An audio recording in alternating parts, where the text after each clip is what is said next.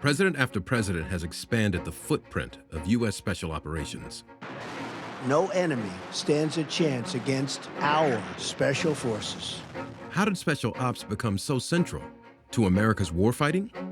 Can special ops keep up the pace?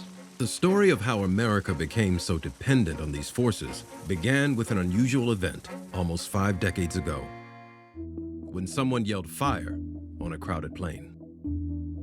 Everybody turns around to look at what's happening there, and there are 2 people who each have a hand grenade in their hand and a gun.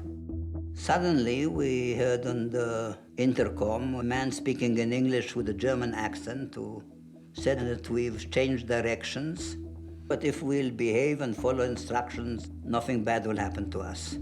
At the end, he said, "Thank you for flying Air France," and, hung up.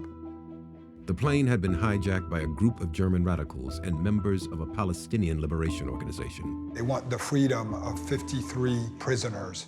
If Israel and the other countries accept to release those prisoners, no harm will be done to us, they'll release us, and if not, it'll be different.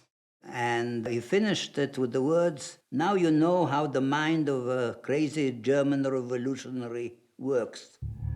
2,800 miles later, the plane touched down in Entebbe, Uganda, where the hostages were greeted by its leader, Idi Amin. He says, "Look, these terrorists have full support of the Ugandan people."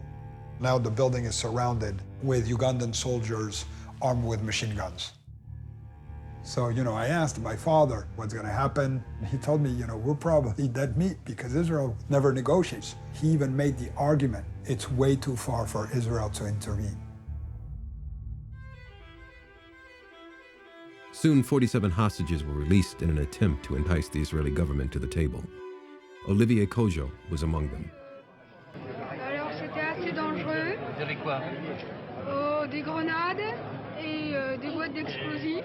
Israeli intelligence, secretly planning an operation, was waiting for them. They started asking me all kinds of questions like, how high is the grass out there? Can you see the lake from where you are? Which way do the doors open? Is it wall, window? We never had to plan an operation which is so far away with so many soldiers. I was not afraid of being killed or being hurt. I was afraid of failure. 3 days later, lead pilot Joshua Shani guided a squadron of 4 Hercules C-130s through the darkness toward Entebbe Airport. We landed normal landing, no big deal. In the middle of the runway, paratroopers jumped from the door. The job was to conquer the control tower. I made the turn, I saw the terminal, it was quiet. The Entebbe situation was based on surprise. Out the back of the Israeli plane, heavily armed commandos quickly drove a convoy that included a Mercedes chosen to resemble Amin's. It took seconds and they were inside the building. Our soldiers were beginning to come in. Then I thought that there would be bullets flying and I covered myself with a mattress. Within 51 minutes, the commandos had killed all the terrorists and Ugandan soldiers guarding the building. Then, they rushed the 102 remaining hostages onto the awaiting planes.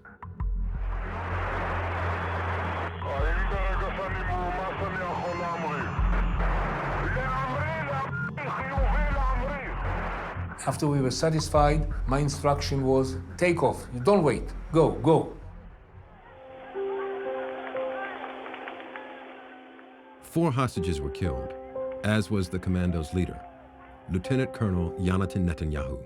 But the world saw the bold operation as an extraordinary success. Immediately you saw a trend. I'm talking about real countries like the US, of course, UK, Germany, Italian, all came to learn. It was like the whole world said, wow, they have chutzpah, these guys. They are damn good.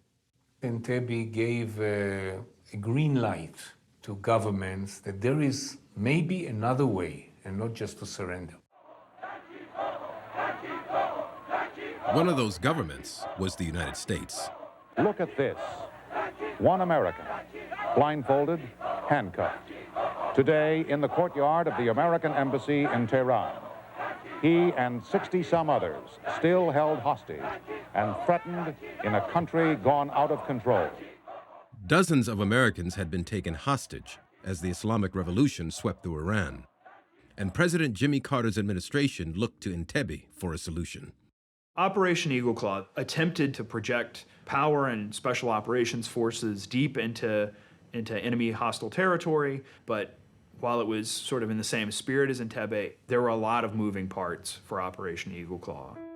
The daring plan called for U.S. Delta Force commandos to land in the Iranian desert, then sneak into the city of Tehran to free the hostages. I knew it was going to be complex and really, really high risk. But, if the president was going to order us to go, then you salute smartly and you go.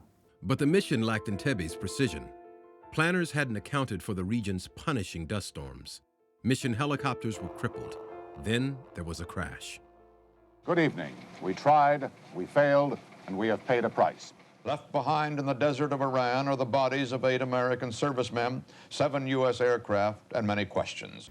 To the families of those who died and who were wounded, I want to express the admiration I feel for the courage of their loved ones and the sorrow that I feel personally for their sacrifice.